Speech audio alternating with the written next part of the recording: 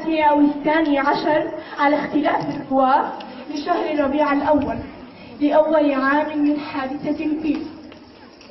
وروي أن أمه آمنة بنت وهب قالت: لما ولدته خرج من فرجي نور أضاءت له قصور الشام.